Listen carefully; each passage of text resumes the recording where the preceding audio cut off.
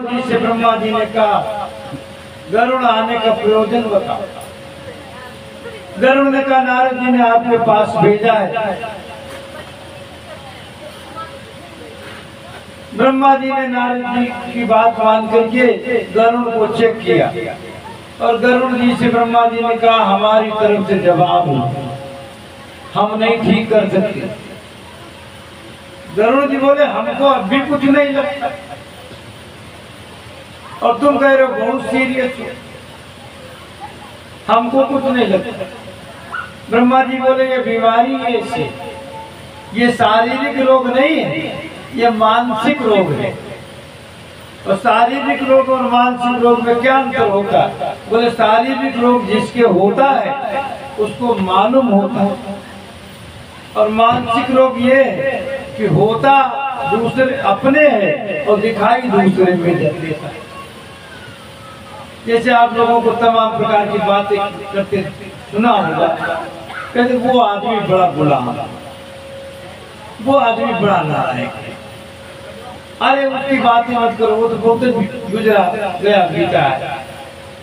अच्छा, ये सब बातें वहां नहीं जहाँ ये बता रहा, ये सब इसके भीतर खुद है लेकिन दिखाई दूसरी जगह देती है।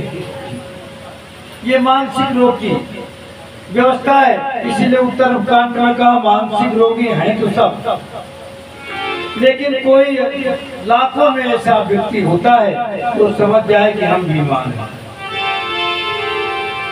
मानस रोग कछुक में गाए,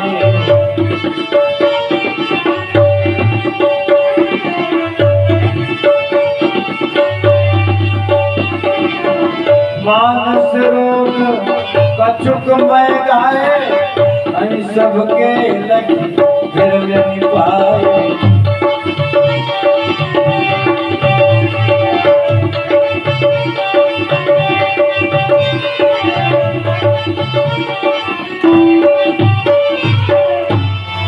मानस रोग हमने थोड़े से बताए पर है सबके, हाँ ये सबके लक्ष्य फिर नहीं पाए। और उनमें सबसे बड़ा रोग कौन है? तो कहते हैं मोह सकल व्याधि निर्मूला,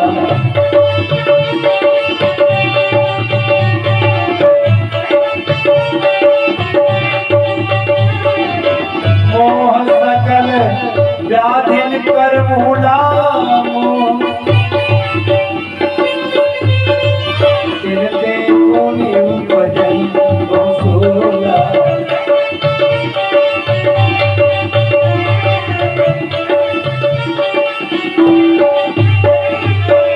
संपूर्ण रोगों की जड़ है मोह। तिनते पुनि उपजई बहुसूला, काम बात कफ लोभ पारा क्रोध पित्त नित छाती जारा, प्रीत करे जो तीनों भाई उपजई सन्य पाप उपजाए।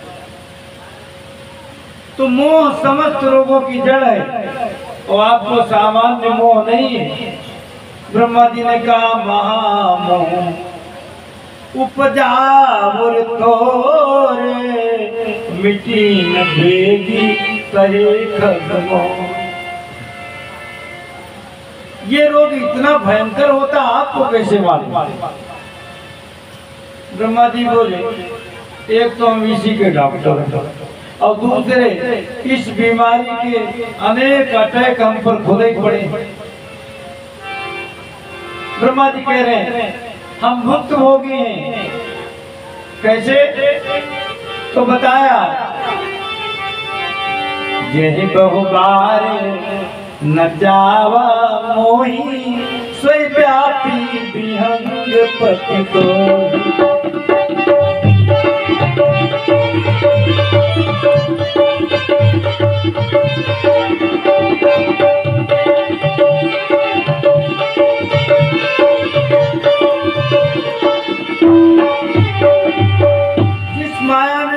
बहुत बार नचाया, वही माया अब तुम्हें नचा रही। तो ब्रह्मा जी से गरुड़ जी ने कहा, फिर अपने से कोई सीनियर हो तो बताओ, तुमसे सीनियर है कोई? बोले हाँ एक है। कौन? बोले शंकर जी। शंकर जी के पास चले गए और शंकर जी ये कथा सुना रहे हैं माता पार्वती को। बोले परमातुर विहंगपति तबायो मो पास, तो जात रहूं कुबेर ग्रह रही हूँ माँ कैलाश।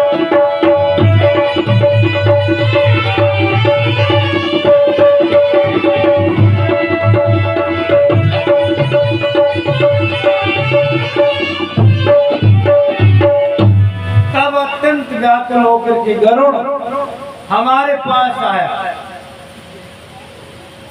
पार्वती जी ने कहा गरुड़ यहाँ कब आया? शंकर जी बोले बीच में बात काट देती हूँ। जात रहे हूँ कुबेर ग्रह, हम उस दिन कुबेर के घर जा रहे थे और तुम यहाँ अकेली थी। शंकर जी बोले रास्ते में मिला, रास्ते में मिला तो रास्ते में तुमने उसका इलाज किया? शंकर जी बोले नहीं। क्यों? शंकर जी बोले उसके 3 कारण। पहला कारण वो हमें रास्ते में मिला। कोई सर्जन डॉक्टर रास्ते में मिल जाए तो आपको पथरी का इलाज करवाना, आप डॉक्टर से को डॉक्टर साहब थोड़ा कार किनारे करिए, इसी आम के पेड़ के नीचे हमारा पथरी का इलाज कर, तो डॉक्टर करेगा? वो तो क्लिनिक ही पर होता है, अस्पताल में होगा, रास्ते रास्ते थोड़े नहीं। हमने उसे मना किया कि मिले हो गरुड़ मारक महु मोही, कवन भांति सब जाऊं तो।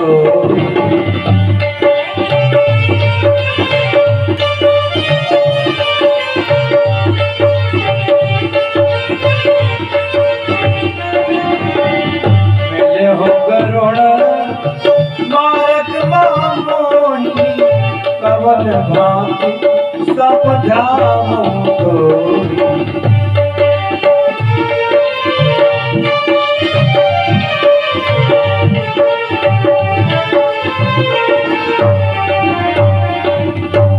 गरुड़ जी तुम मुझे रास्ते में मिले, रास्ते में कैसे ज्ञान दिया है? क्योंकि जब रास्ते रास्ते ज्ञान दिया जाने लगता है तो ज्ञान देने वालों की और ज्ञान दोनों की महिमा घट जाती है। आज जगह जगह पर, हर गली में, चौराहे पर, हर दरवाजे पर राम कथा भागवत कथा होती है। इसीलिए इतना सुलभ होने के कारण लोग ऊब गए, जान नहीं पाए कुछ, कथा में जानकारी नहीं, व्यर्थ में अहंकार लादे घूम रहे। एक आदमी ने कहा बहुत वक्ताओं को हमने देखा, बहुत कथा सुन डाली। उनका अच्छा तब तो महापुरुष हो। तो कहा 20 साल से पंडित जी यज्ञ होती, अभी उनका अहंकार खत्म नहीं हुआ। हमको इतना फोर्सली समझा रहा है, पंडित जी 20 साल से यज्ञ। तो उनका 20 साल से हो रही, कौन कौन कथा होती? बोले मानस सम्मेलन कराते। तुमने कहा तो तुमको भी तमीज होगी थोड़ी बहुत। हमने कहा आपको भी तमीज होगी थोड़ी बहुत। अरे हम तो पूरी रामायण सुने। हमने कहा वर्णा नाम में कौन भी बत्ती? हमने पहला शब्द है मानस का। अब वो मुंह बावे, उसको तो केवल अहंकार प्रदर्शन करना था कि हमने इतनी यज्ञ करवाई। हमने कहा तुम वज्र मूर्ख हो, तुमको कुछ नहीं आता।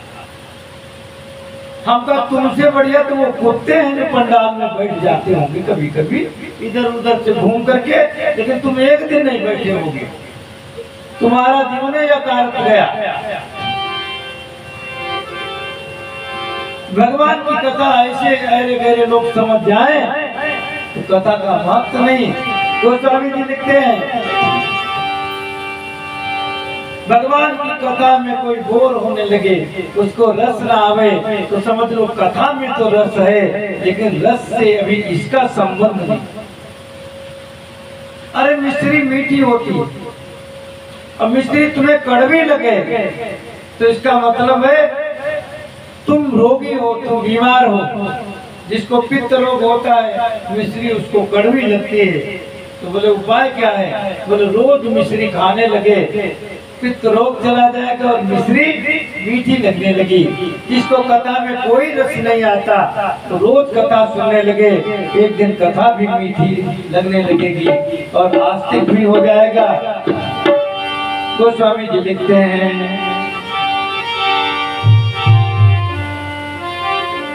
रामचरित जे सुनत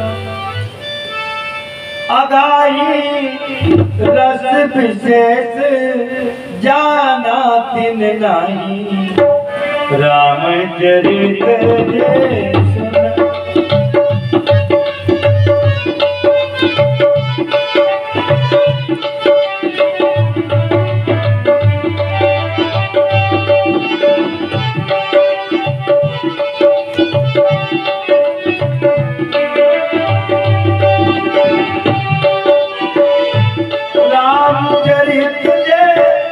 सुनत अगाई, रस विशेष जाना तिन नाही। रामचरित जे सुनत अगाई।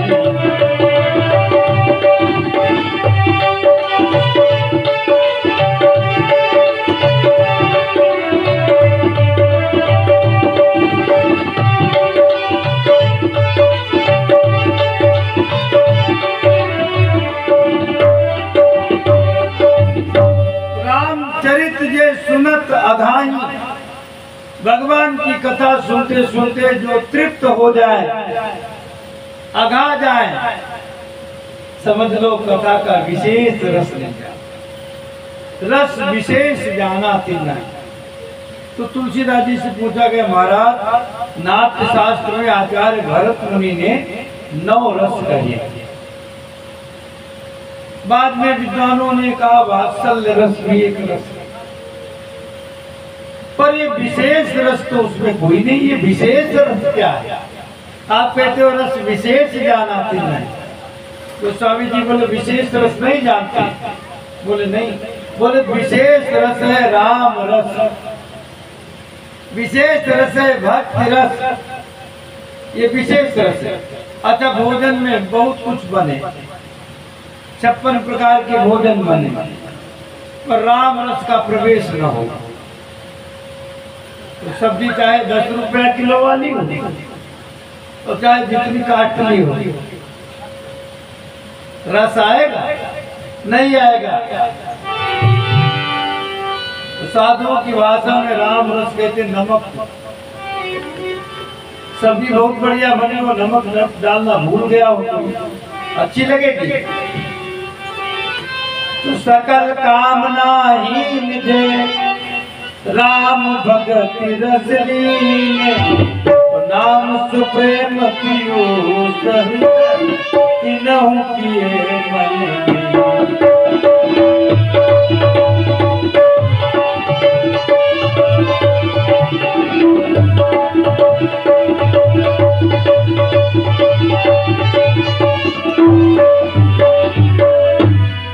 सकल कामना ही निधे राम भगत रस, जिनके भीतर कोई आकांक्षा नहीं, कोई वासना नहीं, और राम भक्ति में जिनका मन रंग गया, समझ लो वो उनके लिए विशेष रस है। तो वेद भगवान कहते रसो वही सा, रस तो वह परमात्मा है, और परमात्मा में जिसकी भक्ति नहीं उसको कथा फीकी लगती है।